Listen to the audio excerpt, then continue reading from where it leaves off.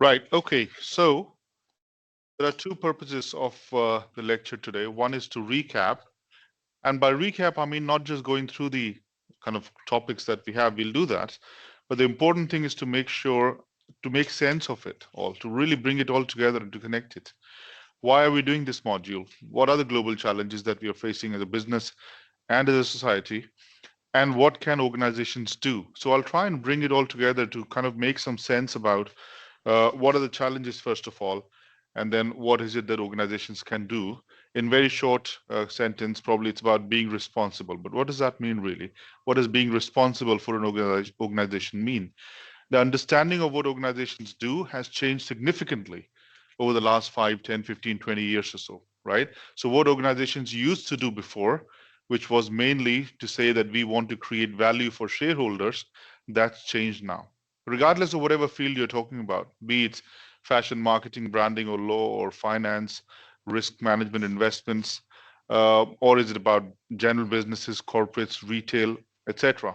Whatever it is, things have changed. You're not really creating the same environment as organizations used to create when it was 5, 10, 15 years ago. Now the conversation has moved on significantly from shareholder value to stakeholder value. And when it comes to stakeholders, that definition has changed quite a lot. Shareholders was mainly about people who invested in the company, who owned the company fully or partly. So they wanted to generate as much money, as much profit as they can for the organization. But that's no longer the case. If you're not really looking after the stakeholders, and the biggest one of them is employees, if you don't look after the well being of the employee, then the organization will lose value. And that was the key message that we wanted to give you out today, that the way businesses operate now is very different from what the way the businesses used to operate before. So, what is it that you can do as a business leader in the future?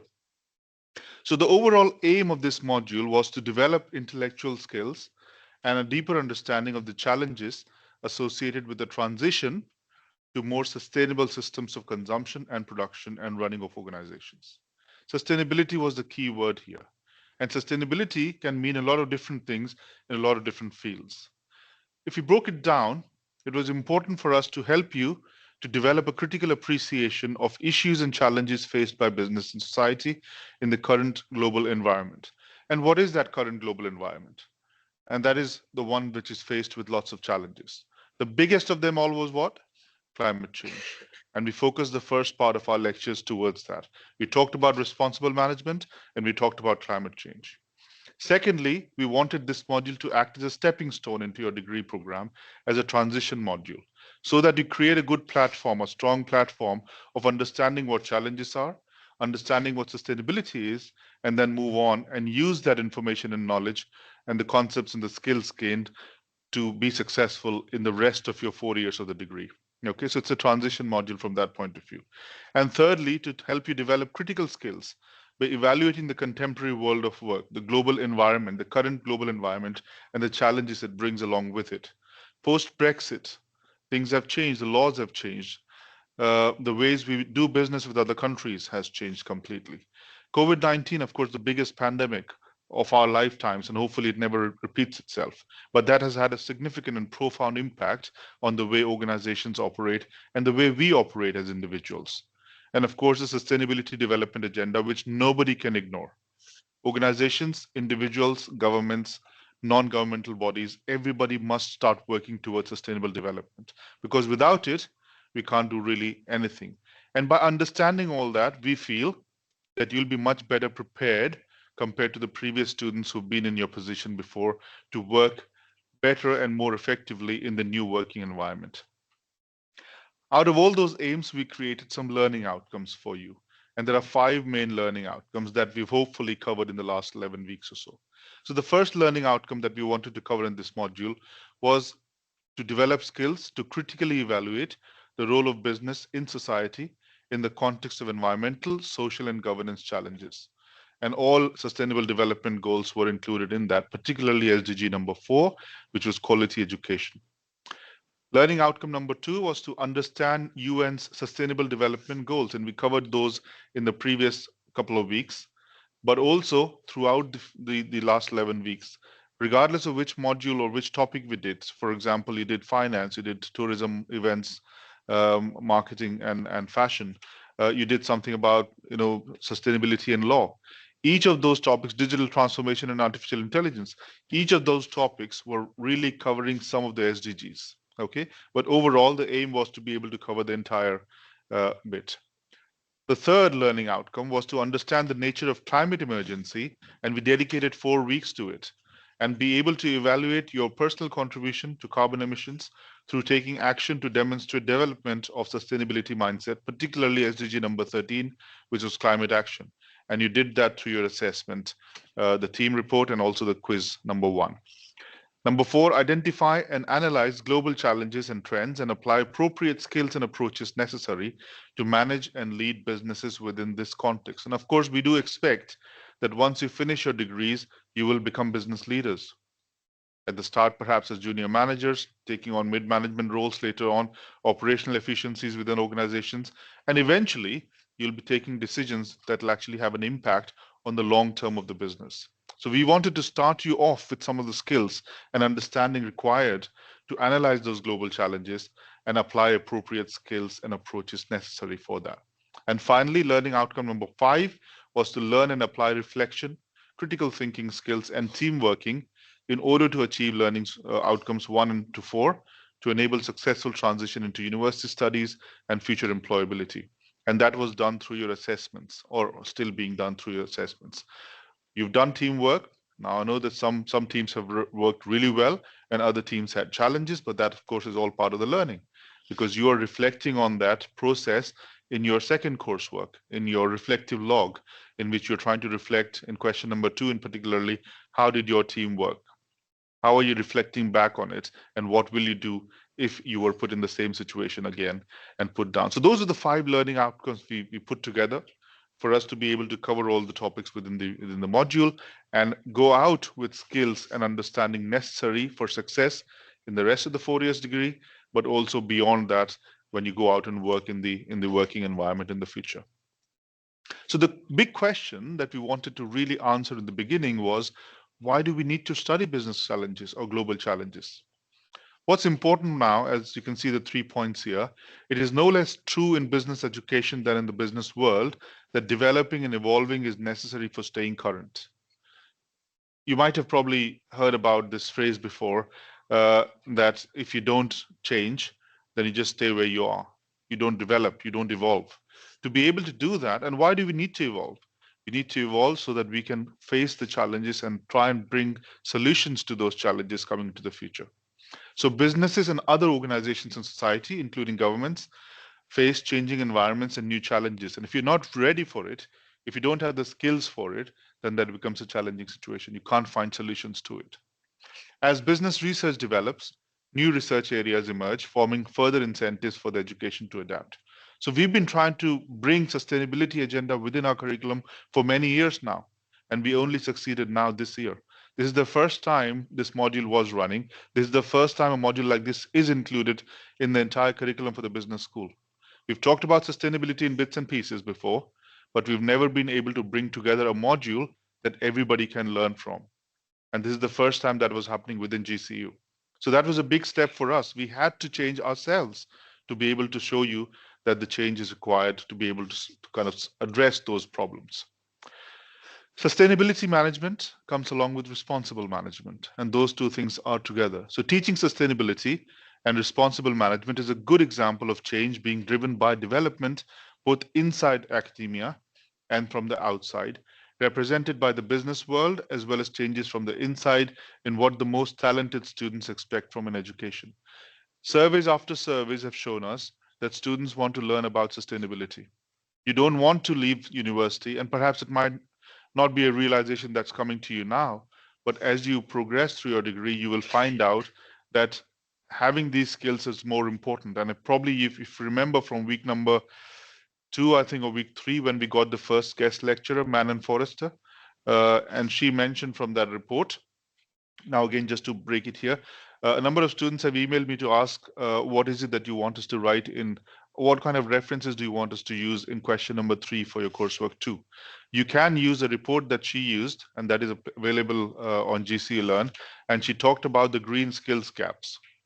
Okay, and she's talking about what is required in the industry at the moment. What kind of skills are graduates expected to have when they apply for jobs in the future?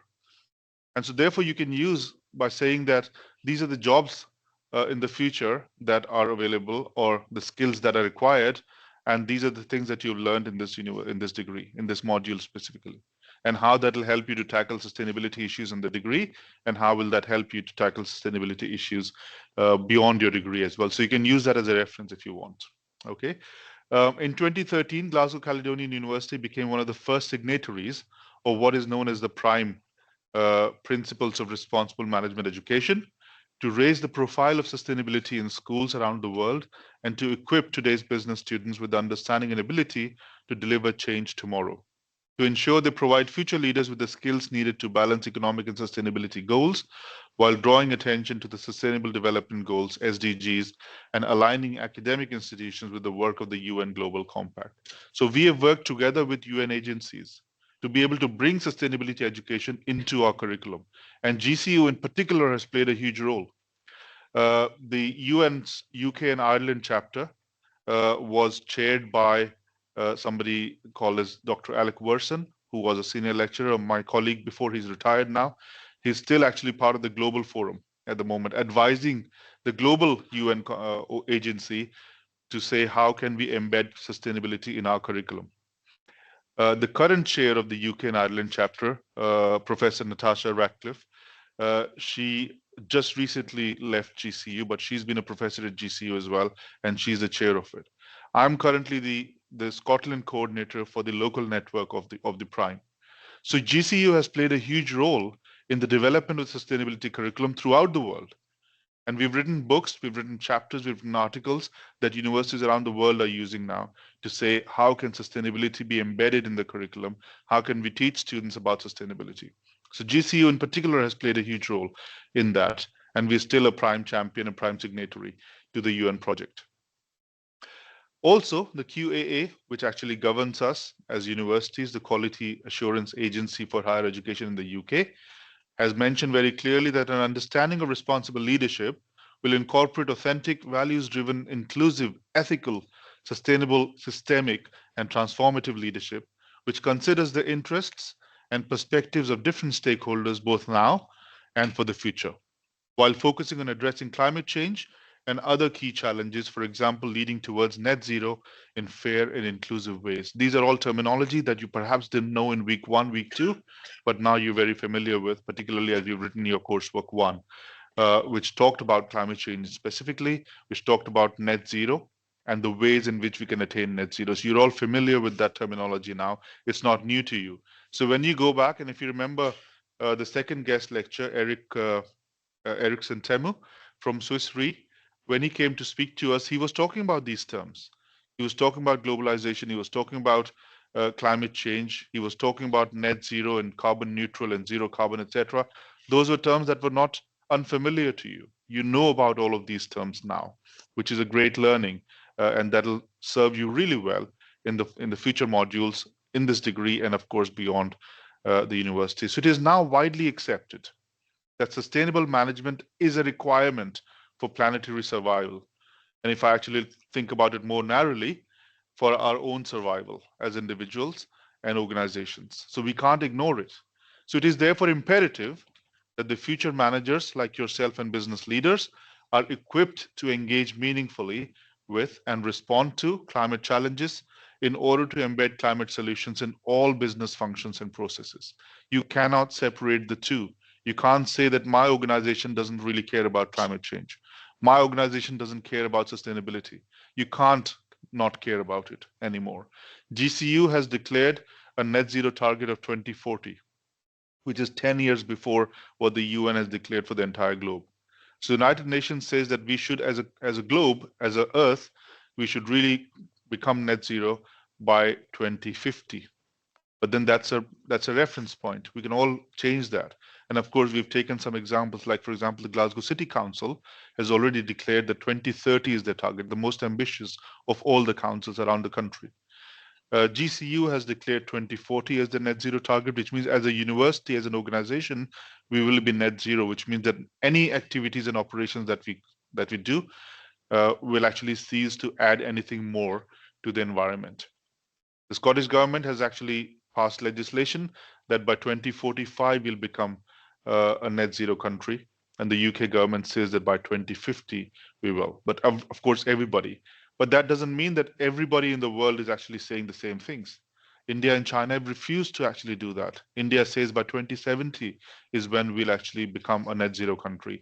And China has mentioned 2060. So there's still a lot of emissions coming from some of the more developing countries where they are providing solutions, but they're not committing to that 2050 target. And that's a problem that needs to be addressed as well. So the topics that we've covered over the last 11 weeks, in addition to climate change and sustainability, is about responsible management and leadership. We covered in the first 3 or 4 weeks. We talked about sustainable finance, digital transformation and artificial intelligence. We talked about the changing world of work. These things affect everybody, hybrid and remote working and employee well-being and performance. We talked about sustainable fashion, marketing, tourism, and events. And of course, in the last week's lecture, we talked about sustainability and law and what are the collective responses through legislation and treaties, and what are the individual responses through case laws that are really helping us to understand those things. So what is responsible management and what is responsible leadership? Now, how is this important also in a sense that when you're talking about how can reflective learning be applied to sustainability management or learning about sustainability, you can use some of these things from these references here from the slides to talk about that. And also in question 3, when you're talking about how can we become sustainable and become a sustainable manager, and how will that help me to understand the degree subjects in the future in the 4 years and also beyond it, you can use some of the things that we've talked about here. There is a lot of terminology that goes along with sustainability and understanding about sustainability, but there's no one definition that anybody has put together. There's Carroll's responsibility management pyramid. There's responsible leadership. There's rebalancing society through management, responsible situation management, humane management and institutional character, and stakeholder harmonization. So many different definitions have been given about what responsible management might be. So it's a set of definitions, and they're all grounded in the reality of day-to-day managerial responsibilities, nurtured with self-development and self-awareness, initiated from within the personal, individual level in seeking to understand other individuals, guided by clear moral values as well as the courage to stand for them. So climate justice, we've talked quite in detail about, reliant on the development of soft skills like inspiring and caring. Now, in the past, 10, 15, 20 years ago, these were not characteristics and attributes that you would actually think about when you're thinking about managers within organizations. Managers would be focused specifically on shareholder participation, shareholder value creation, profit maximization. But that's no longer the case.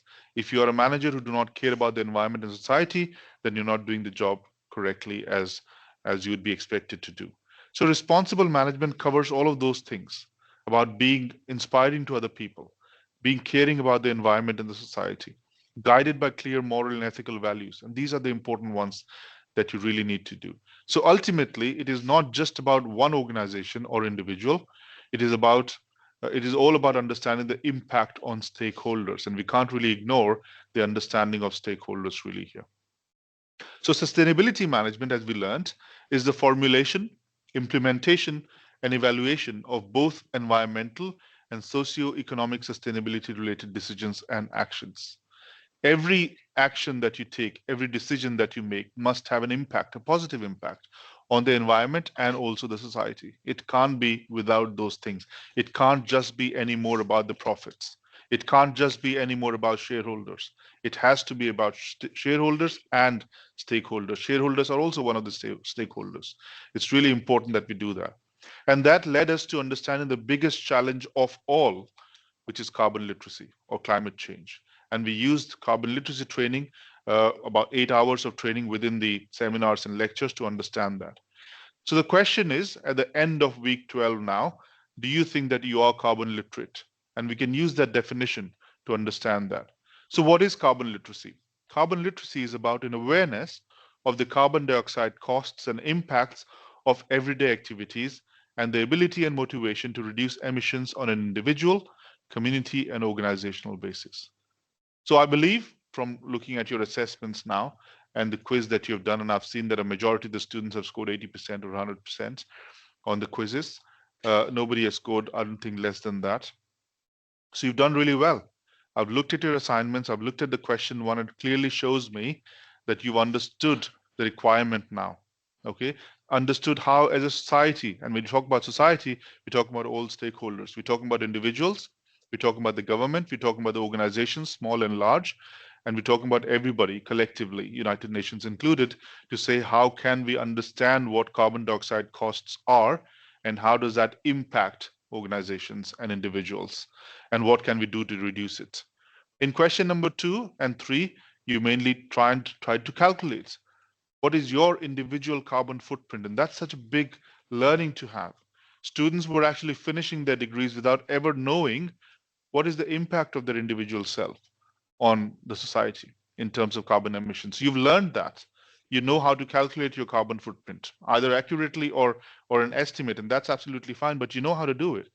And you also know how to change things in your own lifestyle and behavior to say that I'm going to reduce the impact of my own individual self on the society and the environment. You know all that through your questions 2 and question 3. So what the focus of the training was mainly to empower you to choose your own climate solutions and act on them. Now, this action part, I'm not expecting, and I'm hoping that some of you have understood and learned and probably implemented in your lifestyles, but doesn't have to happen right now, today. It can happen in the next month. It can happen in the next year. It can happen over the next 12 months or 14 months or 16 months, over the next 4 years of your degree. It would happen probably sometime in the future. What is important that you're empowered and that you're equipped with the skills to know that if I change the way I travel right now, it will have an impact on the carbon emissions. If I offset my flights, I know that my carbon emissions will go down to zero. If I change the way I purchase my food, that's going to change and impact the overall emissions that I produce. If I change the way I purchase my clothes, use them for longer, the way I use my phones and laptops and tablets, the TV in my house, the kettle in my house, we know now as a result of the carbon literacy training that these are all the things that impact the environment, and these are the ways in which I can reduce them to minimize that impact. So we assessed that by 2 means, and that was through your team assessment, the coursework 1, and of course through your quiz 1 as well. Okay, so that's really pleasing to me to know that most of you have done really well. The quizzes in particular, you've all done very well. And the team report as well. I've seen the answers and I'm very, very pleased with that. And of course, one of the things that I've mentioned before, 925 to 975 students, and not even a single student actually delayed the submissions. Everybody submitted on time, which is a great achievement, I think, from you all. So that's a wonderful thing to do. Well done. So in carbon literacy training, we broke it down into 2 parts. Part 1 was what was the problem. We couldn't have found any solutions without understanding what the problem was. So in the first part, we explored the challenge of climate change, how it affects the planet and how it can be prevented. And in the second part, then we started to look at solutions individually and of course collectively. We looked at possible future scenarios. We looked at the positive future and we looked at the troubled future as well. Before that, we tried to understand how does climate change impact people around the world in different ways. So we know now that climate change impacts countries, generations disproportionately. You may not have contributed to climate change as much, but you'll be the ones who are affected much more. So when we talk about generations, for example, the younger generation, so you are the age range of about 17 to 25, 25, 30, etc., right? Most of you are between 17 and 21. In your lifetime, you haven't really contributed to climate change so much. You're not causing the problem, but you're being affected by the problem a lot more. Okay, isn't that injustice? Okay, so my generation, for example, has contributed a lot more to climate change, but we have the means more to mitigate against it. Similarly, many different countries have never contributed to climate change or contributed very little, but they're the ones who are affected a lot more than other countries who've contributed a lot more to it. And that's where the climate injustice part comes in. And so therefore, what's been urged is that the solutions that we find towards that it must be in such a way that it's affecting everybody in a positive way. And that could be finding new solutions, technology solutions. It could be finding compensation that the new COP has done now. COP 29 in Azerbaijan, in Baku, has now come together with $1 trillion pot that would then be used to develop climate solutions in developing countries who may not be contributing so much to climate change, but they're affected by climate change a lot. So we talked about the problem and we talked about the solutions. And the message that we wanted to give you was a message of action over hope. Hope might be a good thing, but it might not lead to action. What we want you to do is to understand that there is action there. Okay, and that's really important. And we brought together some of the quotations from two prominent leaders in the field. Barack Obama, of course, the president of the US, who said that we are the first generation to feel the impact of climate change and the last generation that can do something about it. So it's really important that we take that message. And Greta Thunberg, I'm hoping that you're all familiar with her. A schoolgirl who started to protest against climate change when she was in the high school, saying that what is the point in going to school if if the world is going to end and it's not going to be worth living. I'm telling you there is hope. I have seen it, but it does not come from the governments or corporations. It comes from the people.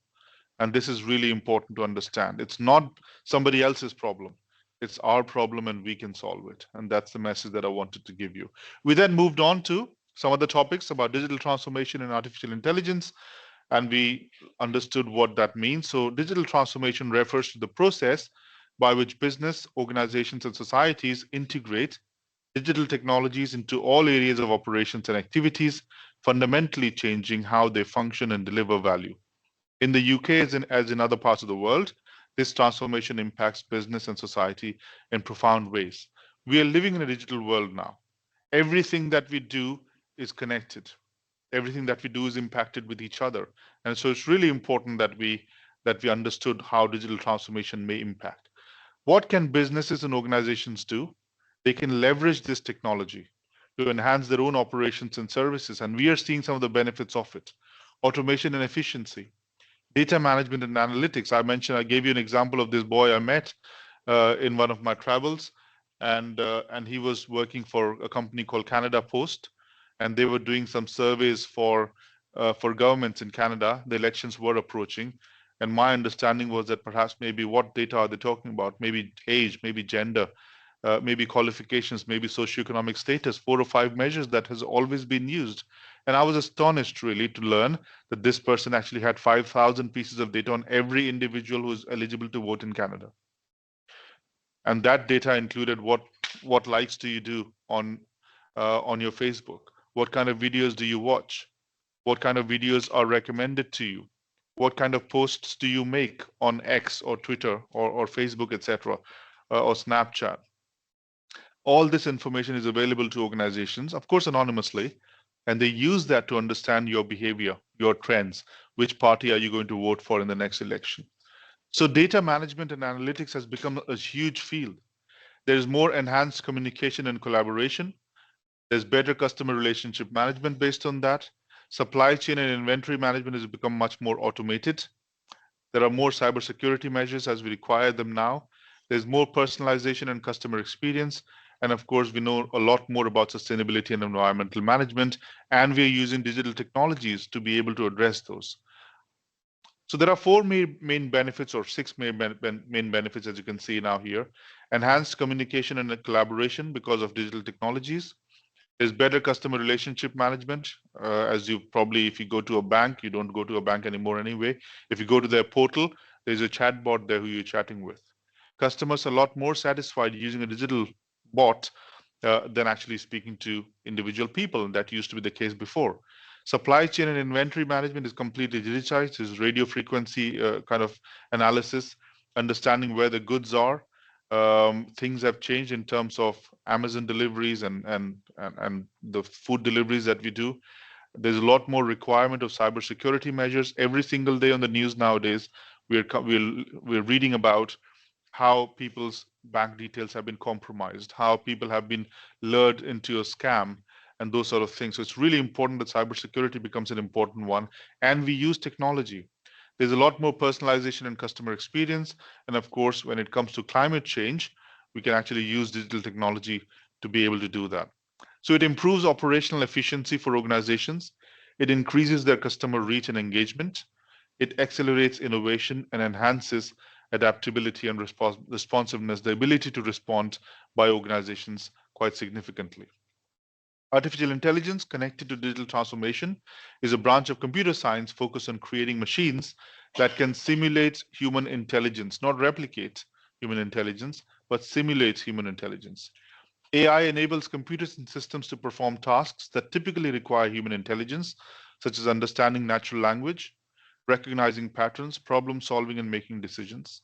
AI technologies include machine learning algorithms that allow systems to learn from data, neural networks, natural language processing, enabling machines to understand human speech and language, computer vision, which allows machines to interpret visual information, and robotics, which involves automation of physical tasks. All of these things are becoming a reality now. I don't know if you've heard about this new robot by Tesla, which will actually help people. It's a humanoid robot, and one of the biggest challenges the companies have been facing for decades now is how do you create that balance of a person, a robot moving, okay, creating that balance of moving. That has been achieved now. So Tesla has done that, and they're actually now selling that for I think about $30,000 or something. It's too expensive, but if you had the money, you can actually buy it, and that'll do all the household chores for you.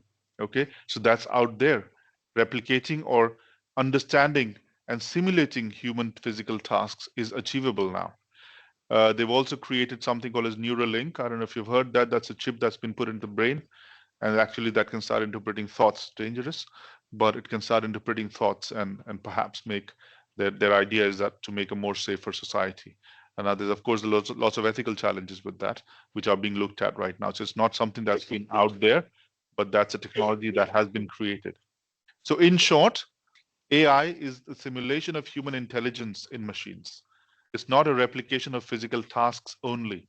It's a simulation of human intelligence, the way we think. So if I'm speaking to you, I understand your speech in a certain way so that I can make that connection with you, understand and respond better.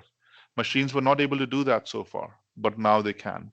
Okay, so it's the simulation of human intelligence in machines that are programmed to think, learn, and adapt. So it'll actually do some actions, think and adapt, and do better actions the next time they're put in the same situation. Some of the examples that we understood was natural language processing, machine learning for personalization, and speech recognition and contextual awareness. And Siri is one example of that. When you speak to Siri and you keep speaking, or Alexa, if you keep speaking to them, they'll understand your individual preferences. They'll understand your language, the intonations, the accent. It'll actually then start responding to it. One of the softwares that I use personally is called Otter.ai. It's a speech to text translation bit. When I was doing my PhD, I did 25 interviews, hour and a half long interviews. For every interview, I spent 8.5 hours. For every hour of interview that I was transcribing, I spent 8.5 hours before I could analyze it. The software that I'm using now does that in minutes, and it gives me a summary of the entire interview. Okay, so things have changed significantly. So 25 times 8 is how much? 200 hours, roughly.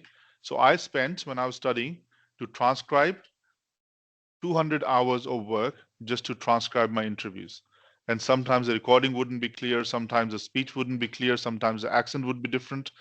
And I'll have to pause, rewind, go back, and do all that work. So it probably took me more than 200 hours to do that.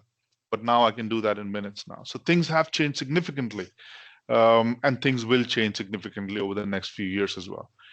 When you use your YouTube and Netflix, it gives you suggestions. Why is that coming from? It actually knows what you like, what your preference is. So even on Netflix, if you create 4 accounts, each of those 4 accounts will get different suggestions on the basis of what is being learned. What is the impact of these on businesses? It helps with automation and efficiency, automate repetitive tasks, faster and real-time decision making. If you go and search on YouTube, the way Amazon deliveries work, there's a lot of automation in there. There are not many people. There are lots of machines that are actually picking up things from the shelves, bringing it to the finally to the place, and then they're boxing it and sending it away. So a lot of this is happening in real time. Okay. Job market evolution. New jobs will emerge in AI development, data science, and cybersecurity, and perhaps some of you will be using that or working in that. Innovation in startups. Digital transformation lowers barriers for starting a business now. Okay. So if you wanted to start a business, there might have been lots of barriers to entry. Those barriers to entry are being lowered down. So if you wanted to start a business, you can use artificial intelligence to understand the market, to get a lot of information and data, help the machine to make a decision for you, and the decision quite likely is going to be the right decision. Social media for promoting products, use of AI to analyze market trends, etc. So all that is happening now, and the impact on business is huge. But the impact on society might even be bigger. If we're able to automate or bring in artificial intelligence in the healthcare sector or the social care sector, that'll be even bigger. So AI is helping doctors diagnose diseases faster and more accurately. Robots are now assisting in surgeries, and the doctor, the consultant might not be even present while the surgery is taking place. They might be in a different room operating a computer. Telemedicine, powered by digital transformation, allows patients to consult doctors from their homes, and this has become much bigger since since COVID. And finally, the impact on AI on climate change. Artificial intelligence offers powerful tools to tackle climate change by improving data analysis, enabling more efficient energy use, optimizing resource management, and supporting climate research. So there are lots of systems now that are in place that are able to monitor, for example, deforestation, for example, crop management, for example, livestock movement. And all that is being done through artificial intelligence. And that's helping a huge way to say which are the areas where we need to grow plants, what kind of trees, how can we capture carbon more efficiently from the environment, and that sort of thing. And then we looked at remote working, well-being, and performance. Health and well-being survey was conducted, which actually helped us to found that how is absenteeism and presenteeism affecting organizations now? What is presenteeism? Absenteeism, of course, we all know that absenteeism is all about people being absent from work. But presenteeism is when people are present while they're ill. And that's happening a lot more now. Okay. Uh, Over the past 12 months, 76% among employees in the workplace, 78% among employees who work at home. So that's really quite a big one. Leavism, people leaving your organization in the last 12 months. So the survey said that 54% percent of the employees or the respondents, employees work outside contracted hours to get work done. So you might be contracted to work for 35 hours, but you might be actually in reality working for 45 or 50 hours. And I know all the staff members in GCU, we do that all the time. Sometimes we're working at 2 o'clock in the morning, sometimes we're working at 5 o'clock in the morning, just so that we can get the work done. And that's really time sensitive sometimes. 30% employees or respondents, employees use allocated time off to work. I work in my annual leave most of the time. I lose my annual leave at the end of the year. And I'm not alone. A lot of people within the academic field in different universities across the UK are doing that. We're working more than our allocated hours, and we're working in our holidays as well. It's a very common thing. It's become normal now. Employees use allocated time off when unwell, and or people who are not aware of it. So these are all figures that are telling us, and that's a figure about average level of employee absence per employee per annum, and that's increased as well. The number of days that people are taking on average, and the percentage of people who are doing that. So that's increased quite significantly as well, and that is actually on the up. Um, and and sadly, we can't do anything about it. Employee absenteeism is a big challenge in organizations, and that is what else is that telling us? That is telling us the well-being of employees is not there. What are the reasons? Minor illnesses, musculoskeletal injuries, mental health, which has become quite significant, clinical depression or anxiety, COVID-19 induced related as isolation, stress is a big one. In top three causes of long-term absence, 4 weeks or longer, and we've got staff members currently in our university who are actually absent for 2 weeks, 3 weeks, 4 weeks, 5 weeks, and we don't have an end date of when they'll come back. What are the reasons? Mental ill health. People are not able to cope with that workload. Not enough people to work or support people. Musculoskeletal injuries, neck strains, repetitive strain injury. And a lot of new ones is all about wrists and fingers because we use the keyboard so much that people are actually getting ill because of that. Acute medical conditions, stroke, heart attack, or cancer. Stress, recurring medical conditions, for example, asthma, angina, or allergies. All of these things are happening right now to workforces in the UK and Europe and the globe. Um, and these are the causes why these are happening. And there's a real causes. We don't want to get into that situation. That's what I'm trying to say. So, work related stress is the harmful physical and emotional response caused by an imbalance between perceived demands and the perceived resources and abilities of individuals to cope with those demands. The emotional, cognitive, behavioral, and physiological environments and work organizations. It is vital to stay in an equilibrium state of stress, which could be positive stress or meeting stress or negative stress. And these are sadly some of the things that we are facing in the world right now, in the world of work.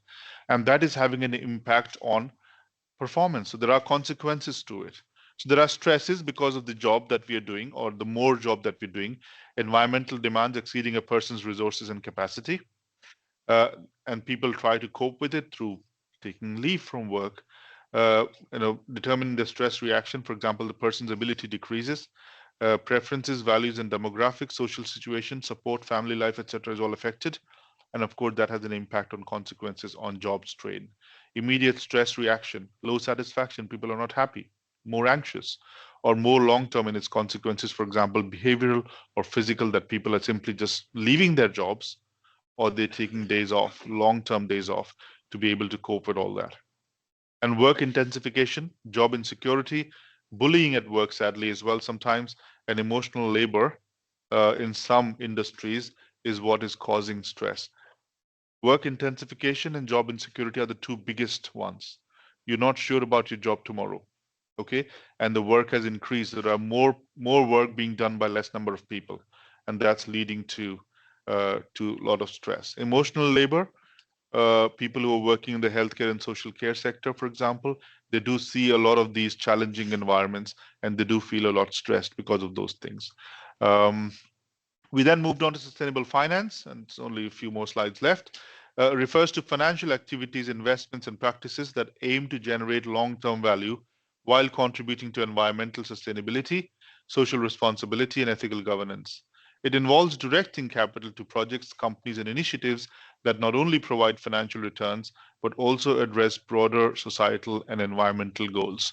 What we are trying to say through this topic was that you can't delineate any of the subjects that you learn from sustainability. You got to be able to link it all together, and that's really very, very important. And sustainable finance is a field in itself. The word itself suggests to us it's sustainable finance. What that means is the connection between ESG, the term that you're now quite familiar with, environmental, social, and governance, and sustainable finance.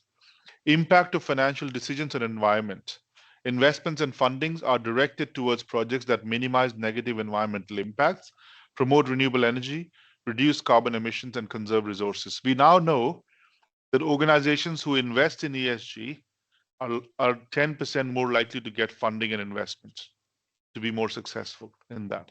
So we know that sustainable finance is linked now with ESG. There are social factors, human rights and labor practices, and gender equality. How can we address these? Investments are made in ways that support positive social outcomes, such as improving education, healthcare, gender equality, and community well being. So, organizations that are doing this in addition to their day to day operations are getting more investments and more successful. And finally, governance factors. We know that the representation of women in boards across the world in large organizations is very disproportionate. Less than 10% of women are representing the top CEOs within the world. Why is that disparity? And and we can somehow address those things. Business practices, anti-corruption, diversity of boards, rights of shareholders, emphasis is placed on transparent and ethical business practices, including strong corporate governance, anti-corruption measures, and fair labor practices, which is somehow missing. So finance can actually push these things through. As I made the connection between before, which is a company is more likely to get investment if they invest in ESG. So a company who's got a more proportionate board of representation of women and men together in the executive board are more likely to get an investment now. So there is an incentive for organizations to be able to invest in that, to be fair in their labor practices, to be completely free of corruption. If they're able to bring that within their governance structures, then the chances of them being successful, the chances of them being getting the investment is much more higher. So there is a clear connection between ESG and sustainable finance. Some of the tools that are being used at the moment is green bonds, debt securities issued to finance environmental projects like windmills and solar projects, etc., or wave kind of energy. Social bonds, bonds aimed at funding projects with positive social outcomes. Different countries have actually created different structures for that. For example, in India, any large company has to invest 2% of their profits. They must, by law, invest 2% of the profits in corporate social responsibility activities. They must do that. They have no other alternative. 2% of a large company's profit can be millions of dollars. Okay, so that's really a big one. And they must invest that in social outcomes, positive social outcomes. Impact investing, direct capital towards companies and ventures that generate measurable positive impacts alongside financial returns, which means that they're looking after the stakeholders alongside the shareholders. And ESG investing, which is investment strategies that consider a company's performance in environmental, social, and governance factors. Things like equal pay, things like parity in representation of women and men on executive boards, etc. That led us to understanding about sustainable consumption as individuals, sustainable fashion, marketing, tourism, and events, and that focus mainly on waste management, that focus also on consumption of what we do, what we produce, and how much we consume. On average, we found out that each person in this country wastes 120 kilograms of food per year. Every single one of us wastes 120 kilograms of food. Imagine the carbon footprint of that. And that's, of course, obviously higher in high income countries, developed countries, compared to low income countries or developing countries. So global north and the global south, we know that there's a huge disparity in the way we operate and we live our lives. So 24 metric tons of footprint per capita in high income countries compared to 2.5 metric tons in low income countries. What can be done to change that? And that was the focus of those lectures there. So there were 4 areas: the fashion industry, the tourism industry, the events industry, and the marketing industry, and each of them had an impact. So the UN Environmental Assembly estimate that the fashion industry is responsible for around 8% of global emissions. And we talked about the cotton crop. If you remember from one of our carbon literacy sessions, we talked about how much water is being used to produce one cotton t-shirt. Anyone remembers that figure? What was it? How many liters of water? Was it a small figure or a big figure? Anyone remembers that number? How many liters of water per t-shirt? Yeah. Slightly less, 2,000. But you were right in thinking that there was a big number. In fact, the estimates suggest that it's between 2,000 and 3,000 liters per t-shirt. It's not a small number. It's not a small amount. The amount of water resources that the cotton industry and the textile industry takes is huge. And not only that, it's the transportation of all those cotton to the factories, from the factories to the clothing manufacturers, to the clothing manufacturers to us. So it's a huge clothing miles that they say each cotton t-shirt actually does. Irrigation, insecticides, transportation, and manufacturing. All of these have a huge impact on the carbon footprint. The tourism industry. The tourism industry equates to about 10% of global emissions. It's a huge industry within Scotland, of course, is the second largest after whiskey in terms of revenues. 49% of these from transportation. Of course, the flights are included. When you travel to somewhere, you're taking a transportation to go there. Air travel since the 1950s has made this one of the least sustainable industries. And you can see here from the global tourism, half of it is coming from transportation. And that's because people fly around to be able to do that. The events industry, you're talking about small events like weddings, and you're talking about large events like the Glastonbury Festival, for example. Okay, these generate huge amounts of emissions. Events also usually involve travel in the same way that tourism does. This obviously brings similar impacts, but in some cases the impacts can be larger, as events are often for shorter periods than for the holiday season. For example, holiday Season could be about 4 months or 5 months long, but events could be 2 days or 3 days long. CO2 emissions from travel, social pressures from hosts and guests coming together, noise and other forms of pollution, waste produced by the event, especially with the outdoor events like environmental erosion. Now, if you think about bigger festivals like the Glastonbury Festival or the Tea in the Park, etc., these actually happen in a huge field in an open space, hundreds and thousands of acres of space. What happens once people leave? If you look at the land there, it's actually eroded a lot of soil, a lot of biodiversity, and of course, it generates a lot of waste and the energy it produces. Uh, International events, like for example, the Olympics or the Commonwealth Games, etc., or FIFA World Cup, particularly demonstrate a problem of flying and carbon emissions. So, how can you make a World Cup carbon neutral? These are the challenges that some of the organizers of these events will be facing. The marketing industry has got two challenges. One is an environmental challenge, and the other one is an ethical challenge. From an environmental challenge, of course, it's quite straightforward to understand that there's paper used, there's marketing leaflets, and we still use them so much. Even though we're going for digital marketing now, that also involves lots of servers and computers and a lot of energy to be used. But the bigger problem of the marketing industry is the ethical problem. And that ethical problem is what kind of message are they bring, are they kind of promoting? Okay, you've talked about hatred being a trolling on social media websites. All that is part of marketing itself, the communication that happens between people. And the amount of trolling that's happening right now, the amount of hatred that's been put forward, that's a responsibility of social media companies like Twitter and X and Facebook, etc.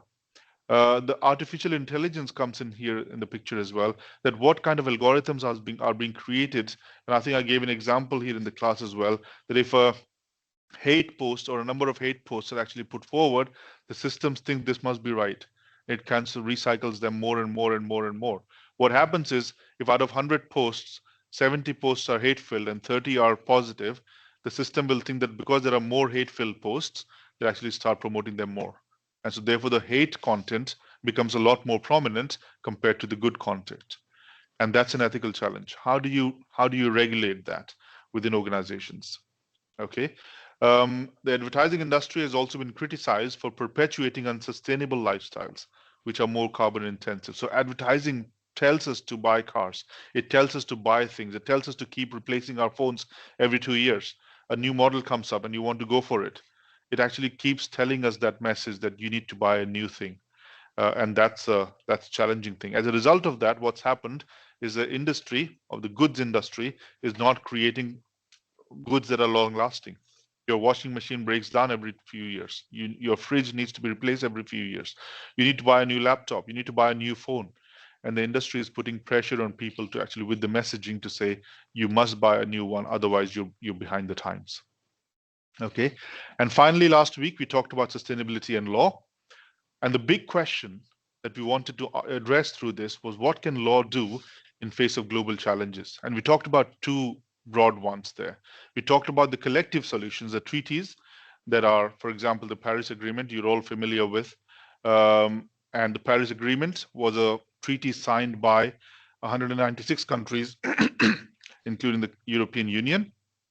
And that was clearly signed to say that by the end of the century, all countries, all the globe must limit the global rise in average temperature to below 2 degrees and do everything that we can to keep them below 1.5 degrees by the middle of the century.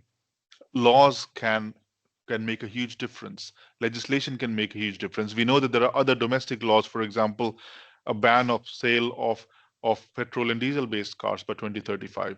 A lot of you address that as an example in your question one and coursework one. The problem is enforceability. Donald Trump can simply veto that. And he's done that in 2015, 2016, when he came to power for the first time. The very first decisions that Donald Trump took was to pull out the United States from the Paris Agreement. What that means was, in his first tenure of 4 years, USA was not complying with the Paris Agreement. When Joe Biden became president in 2020, he signed the US back into it. We don't know what's going to happen in January when Donald Trump comes back. Is he going to pull them out of that already? One of his campaign speeches has already mentioned that they're going to increase the amount of petrol or fossil fuels that they extract. They're going to reintroduce fracking for gas, and fracking has a huge environmental damage problem, which was banned because they were complying with the rules and the legislation of the Paris Agreement. But that's not going to happen anymore. He's already made it as a campaign issue. And he said that the moment we come back, I don't know if you've heard of this term that he's used, drill baby drill. Uh, he did that. He used that in his campaign speech to say that we're going to do that. So some collective solutions are powerful, but how easily are they enforceable is a problem. Countries can veto or pull out, and that's what the US did as well. And then there are individual solutions. For example, we took the example of case laws from around the world, and these were a group of pensioners women in Switzerland who actually then filed a case against the government to say that the policies are very weak and they don't protect the elderly people as much as they should. And that was a problem with them. And they won that case very recently. And the government has to look back at their own policies to say, what can we do about this now? And how can we change things so that the climate justice is not injustice, it proportionately affects positively to everybody. So the important question towards the end now, for a business leader, for you, is what is the role of business in society in the 21st century? And these are some of the things that we covered in the first 4 weeks. But I wanted to bring it together to say, these are the challenges that we faced. We know that we need to be responsible. We talked about law, we talked about finance, we talked about tourism and events and fashion and marketing. We talked about digital transformation, we talked about remote working and well-being and those sort of things. But what do we do? An important question for us as business leaders is, what is the role of business in society in the 21st century and how has that changed? Is it the choice between profit maximization at all costs, that is optimal return for shareholders, as I mentioned in the beginning, or responsibility for social and environmental performance? Or is it a bit of both? When we talk about complete leadership as a solution, we're talking about an approach that combines optimum returns for shareholders with responsibility for social and environmental performance. Organizations must look at optimizing profitability, but at the same time, take responsibility for social and environmental performance. Company leaders are not only leaders of business, but leaders within society. We are a part of society, not apart from it. It's really important that when you become business leaders in the future, you think not just about profit maximization. You think not just about shareholder value, but you also think about stakeholder value. How can you actually, and when you talk about stakeholders, don't just think about people and entities. You're thinking about the environment as well. You must be able to positively impact the environment and the society both. So if we can sum it up in one word, that word would be purpose. What is the purpose of an organization? What's needed is relatively clear. It's deep reflection on an organization's corporate identity. What do they really stand for? Which may well lead to material changes in their strategy and even their governance, such as their status as public company, a private company, or a charity, or a social enterprise. What is their core identity? What do they stand for? What does GCU stand for? For example, when you enter the university, you see this in bold letters, which says University for the Common Good. What does that mean, really? That is the identity of this organization, and we all abide by it. We all actually buy into it. That's really important because I know that the GCU's purpose is that, and my day-to-day work is aligned with that purpose, which is providing access to higher education to everybody. And that's what GCU has been doing for years. So the sustainable, responsible business has 3 types of interests. And we, of course, you're familiar with economic interests, refer to the firm's economic impact on the localities where it does business, such as job creation, wages, and public works. And one of the examples that I took was this organization in Uddingston called Tanix. They've been there for decades, but they do so much for community work. They invest money in community projects. They employ people who live around there. They support the sports clubs over there. So economic interests of the entire community is looked after by the company. Social interests refer to how the firm performs relative to social justice, such as avoiding the use of child labor, sweatshops, and providing employee benefits. How well do you look after your employees? And environmental interests, finally, refer to the extent of the firm's impact and the harm to the natural environment. What is your carbon footprint? What footprint are you generating because of your operations, and can you reduce it? So the three interests are known as the three Ps we've talked about before: the people, profits, and planet. All three should be looked after. Or in other words, we've heard about the term called the triple bottom line: the financial impact, the social impact, and the environmental impact of organizations' operations. And we looked at some of the global trends. We know that the population is growing quite significantly. There's a shift in the balance of economic power from the west to the east. India and China are becoming more economically stronger. There's climate change. We know about the Paris Agreement. There's water scarcity, food scarcity, and energy scarcity. There's a threat to biodiversity, for example, the impact of bees on food chain. There's demographic shifts. There's an aging population. Changes in diet, increased demand for food, food security. The population is growing, so of course the food is required.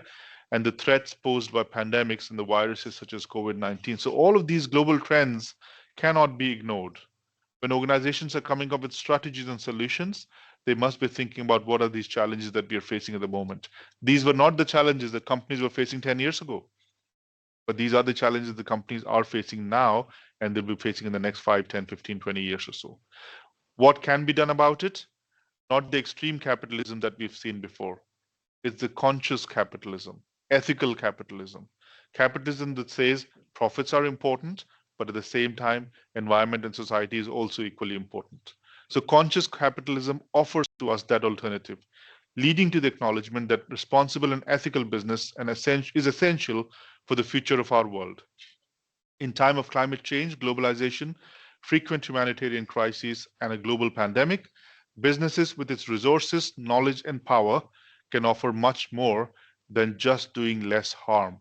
So one of the things that we've talked about is that businesses harm the environment and businesses harm the society. So one of the ways to tackle this is to say, right, so businesses must do less harm to the society and they must do less harm to the environment. But that is not enough. They must be able to bring in strategy and operations and solutions that will have a positive impact on the environment and a positive impact on the society. And so therefore, just simply doing less harm is not enough anymore. It has to be a positive impact of that.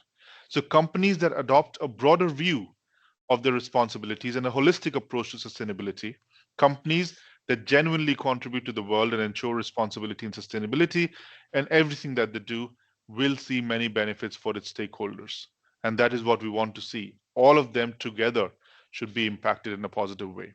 Okay, and that brings me to the final slide of this lecture and of this module, Global Challenges. And I want to leave you this with a video by school children, primary school children from Ireland, and they've created this video to it's a rap song really.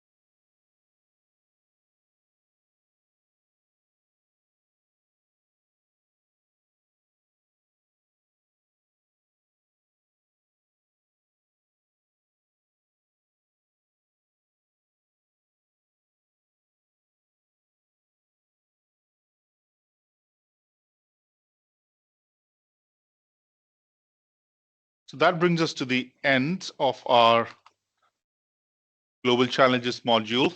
That was pretty much a summing up of our question 2 of our coursework, pretty much, isn't it? So there's something that every individual must do. And of course, if you learn to do that, then you'll be able to positively contribute to what you do in the organizations.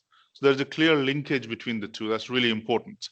Now, so thank you very much for attending, all of you. That's really very, very good. I wasn't expecting so many of you to be here today, but being week 12, being a Friday, you still made it. So thank you very much for coming. Any questions about coursework 2? Now, I had put together a set of one slide of FAQs at the end of your week 11 lecture, I think. I'm not sure if you have seen that. Week 11 seminar. I had put together these FAQs. I've been getting a lot of emails from students to ask questions about what's the word count, how many references do we need, etc. I don't know whether you've looked at this or not, but if you go back to your week 11 seminars, the last slide is actually this. So there are 4 or 5 questions that I actually summarized together from what students had asked me. What is the total word count? So the total word count is 1,000. Plus 10% is a buffer that you're allowed to do. So what that means is your total word count can go up to 1,100. Okay, so you got that extra 100 words buffer there. Now, some students have asked me, how about individual questions? Is there a word count for each one? No, we don't check for that. We don't really look for how much you've written in question 1 and how much you've written in question 2, etc. We will look at what you're telling us for the whole assignment, for the whole of coursework 2, and that's 1,000 words plus 10%, plus or minus 10%, right? So you got to be really able to see that. Now, question 1 is allocated 20% of the mark. Question 2 is 40, and question 3 is 40% as well. So you can then say that, can I break this 1,000 words down into those 3 parts? So for example, then your question 1 becomes about 200 to 250. Question 2 becomes about 350 to 450. Question 3 becomes 350 to 450. The overall should not exceed 1,100. That's what we're telling you. But you can actually you can play around with that. Some of the students have asked me, are references needed? Yes, a minimum of 4 to 6 references would be good. See a list of some references that I've provided in coursework 2 briefing slides on GC Learn. But look at the question, use that as a keyword and put that in Google, and that'll actually generate to you a lot of things. And you should be able to learn that for your other courses as well. There are 2 sources that I normally would use. I would go to Google. The problem with that is it gives you lots of different references that are not that great. So for example, one of them is, let's say for the question number 1, reflective learning for sustainability, right? So you got reflective and reflexive past practice learning for sustainability. I'll open that one. I'll go to scholarly articles, and that's basically a website called scholar.google.com. If you search in that, it'll only give you academic articles, and you can then choose from there which one do you want to use. Reflective learning for sustainable development, there's another one that I've found. So if I found three of them here, you can use these use this information to kind of say why is it important and how can reflective learning can be used for us to learn about sustainability. In that first question, you're also using Gibbs reflective cycle. You can use that as a reference if you want. There are 3 reflective stages or cycles or frameworks that we've used. One is Gibbs, one is Moons, and the other one is Moons level of learning, Gibbs, and there's a third one which I can't really recall just now, but there are 3 of them that we mentioned. But I'd also mentioned in the classroom that Gibbs would be quite appropriate to use, but you don't have to use only that one. You can use any one of the 3 that you want, but Gibbs would be quite appropriate. So that could be one of the references. You can use 1 or 2 of the references from here. There are plenty of them here that you can use. The good thing about scholar.google.com is that number 1, it gives you all the academic articles, so you can use that for your other modules as well. It also gives you a custom range. So for example, you can see here that any papers published in the last 10 years, so 2014 to 2024, it'll only give me papers in the last 10 years. If you want to focus mainly on the last 5 years, let's say 2019 to 2024, it'll give you only those papers that are published in the last 5 years. If you want to only see what's the most recent, I'll just click on since 2023 or since 2024. So it'll only give me papers published in this year. This is a really good resource for you to use. for not just for this module, but for any module. So please do that. So 4 to 6 references would be quite useful. What are the other questions that I have for you here? Right. So my coursework 2 is ready. When can I submit this on GCU Learn? So Turnitin links are on GCU Learn already created. So if you wanted to submit today, you can do that. But you have until the 16th of December, 5 p.m. If you've seen my announcement from yesterday, I'm facing some technical issues with the uploading of the quiz 2 because the questions are not like quiz 1, which everybody was answering the same questions. Now it's actually divided according to different degrees.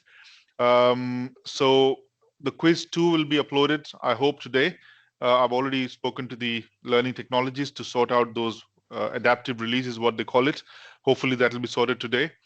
But I've extended the deadline for quiz number 2. If you've seen my announcement from yesterday, the deadline for quiz number 2 is now 8th of January. So you've got plenty of time to actually do that. Okay.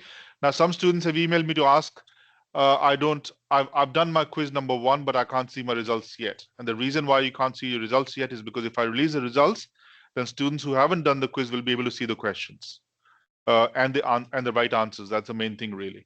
So I had to wait for 16th of December for that. So once that deadline passes at 5 p.m., that's when you'll be able to see your results for quiz number 2. No, quiz number 1, sorry. And quiz number 2, even though you've answered the questions before, the results you'll be able to see on the 8th of December for that one. Okay, so as soon as I've released it, I'll send out an email to let you know about that. Are there any other questions that I've missed out from here? I've tried to summarize as many questions from the emails that I've been receiving from students. Is there anything else that you're not sure about the assignments? The results for coursework 1, I'm hoping to release by the 19th. So before we go on the Christmas break, you'll have the marks for your coursework 1. Coursework 2, of course, will be released after the Christmas period because we'll be marking during the Christmas period, and then we'll release the marks probably sometime in mid-January or 20th of January or something. Any questions, anything about coursework 2?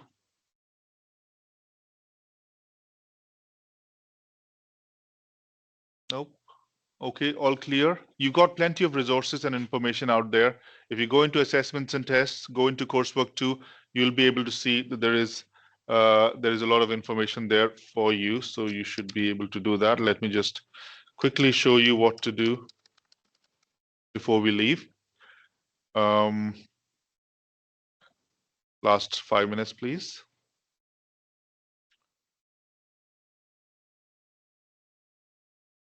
So if you go into Global Challenges module, if you click on Assignments and Tests, if you go to Coursework 2, you'll be able to see the recording of what we did in week 10, I think, and the slides that I used as well for Coursework 2 briefing. You have the 2 links here, the draft for checking similarity, and you've got the final one, which is where you submit. For the similarity one, you can submit as many times as you want.